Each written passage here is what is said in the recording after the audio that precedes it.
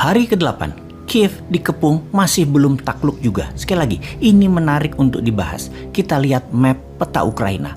Masuk ke Kiev dari utara, dari Belarus, maka ada kota bernama Ivankov. Ternyata di sana masih juga belum takluk.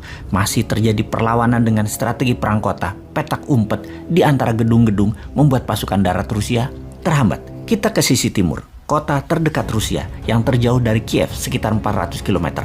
Kharkiv namanya, yang hanya 50 km dari perbatasan Rusia, ternyata juga belum bisa ditaklukkan walaupun pasukan Rusia sudah berjalan menuju Kiev.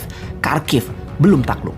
Kita ke tengah, konvoi pasukan Rusia tertahan di kilometer 30 dari Kiev di hari ke-8 serangan invasi ke Ukraina.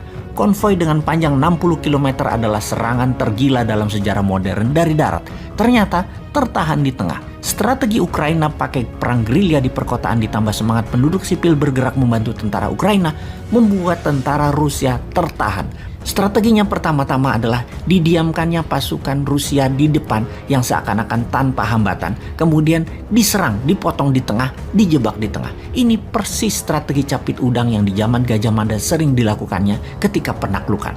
Kita jelaskan sebentar strategi capit udang ini secara sederhana. Misalnya, ada demo di depan Istana Negara nanti di zaman Nyumain berkuasa. Cara capit udang akan dipakai lebih banyak karena lebih efektif ketimbang strategi di Radameda atau di Rodomedo. Apalagi tuh di Rodomedo. Kita kembali ke pelajaran sejarah Nusantara sebentar, ke pelajaran zaman SD. Zaman saya SD di kampung dulu tentunya. Kalau sekarang nggak tahu ada apa nggak pelajarannya. Capit udang versus di Rodomedo. Dalam penanganan demo atau perang, di Rodomedo adalah strategi perang zaman Majapahit di zaman Panglima Gajah Mada yang arti harafiahnya adalah diseruduk gajah, dogfight.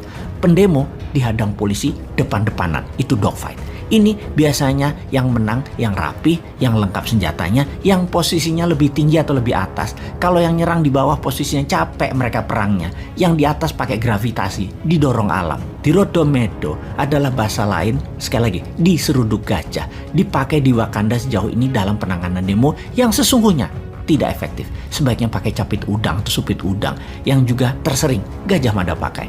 Kalau ada pendemo, pasukan penjaga di depan sedikit aja yang posisinya seruduk gajah, tapi yang di samping dibanyakin. Ketika pendemo masuk ke depan, maka pasukan samping masuk potong di belakang pendemo. Sehingga misalnya ada 3.000-an pendemo, yang 300-an masuk ke depan, dikurung dari belakang, yang 300-an terjepit dan terkurung. Ini pastinya cepat diam mereka yang di tengah karena dikepung 360 derajat. Melihat temannya dikepung yang sisanya yang 2.500-an, pasti mundur maju ragu karena kalau bergerak yang 300 bisa dalam tanda petik mati. Jadi biasanya cepat usai perang tersebut. Kalau pendemo nanti yang 300-an itu reda, duduk mereka. Lalu kemudian masuklah bosman duduk sejajar.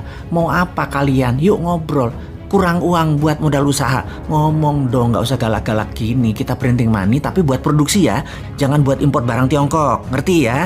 Sudah deh, selesai masalah. Oke, kita kembali ke invasi Rusia. Agaknya Ukraina memakai strategi capit udang ini. Dibiarkannya sebagian tentara Rusia masuk, lalu dicapit seperti saat ini. Tentara yang paling depan dijebak di tengah, yang di belakang, yang konvoi tidak bisa maju. Rakyat dengan senjata apa adanya seperti molotov koktail, pisau, barikade berlapis-lapis atau catenaccio bergerendel melakukan jepitan di mana-mana. Tinggal tentara Ukraina dengan snipernya tembak-tembakin tentara Rusia yang kejebak di tengah. Ukraina sudah menyebarkan ribuan senjata diberikan ke penduduk karena ada wajib militer di sana. Semua orang jadi bisa pegang senjata. Itulah strategi Newman juga nanti. Anak SMA wajib militer juga 1 tahun. Jadi terbukti kembali ke strategi capit udang sejauh ini membuat Kiev dan beberapa kota Ukraina bertahan. Sungguh sangat menarik nih perjuangan rakyat Ukraina yang dunia tidak bisa bantu karena pintarnya Rusia dan lemahnya Amerika CS. Yang jelas, Newman tidak netral atau abstain seperti Wakanda yang takut pada pengaruh Tiongkok. Kita, Newman, akan mengatakan pro rakyat tertindas, yaitu pro Ukraina, pro life, dan pro humanitarian. Semangat berjuang galan people of Ukraine. Walau peluang kalian kecil di bawah serangan Rusia yang masif, namun hak hidup dan semangat nasionalisme kalian kami dukung dalam doa. Kalianlah pemenang sebenarnya. Наши действия будут зависеть не от хода переговоров, а от безусловного обеспечения безопасности России сегодня и на историческую перспективу. В этой связи мы ясно и четко дали понять, что дальнейшее движение НАТО на восток неприемлемо. Ну чего здесь непонятного? Мы что ли ставим ракеты рядом с границами Соединенных Штатов? Нет. Это же Соединенные Штаты своими ракетами пришли к нашему дому. На пороге нашего дома находятся уже. Ну разве это какое-то избыточное требование? Не ставить больше никаких ударных систем у нашего дома. Ну чего здесь необычного? Вот как американцы бы отнеслись, если мы взяли там на границе между Канадой и США или на границе Мексики и США, поставили бы наши ракеты. А что, разве у Мексики и у США не было никогда территориальных вопросов? А Калифорния кому принадлежала раньше? А Техас? Подзабыли, что ли? Ну ладно, все затихло. Никто не вспоминает про это, так как вспоминают сегодня про Крым. Замечательно. Но и мы стараемся не вспоминать о том, что как Украина-то складывалась.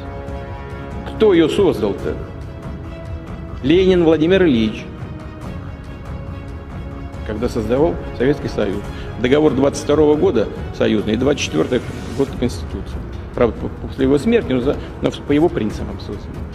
Значит, вопрос в безопасности. Но сейчас, бог с ней с историей. Вопрос в обеспечении безопасности.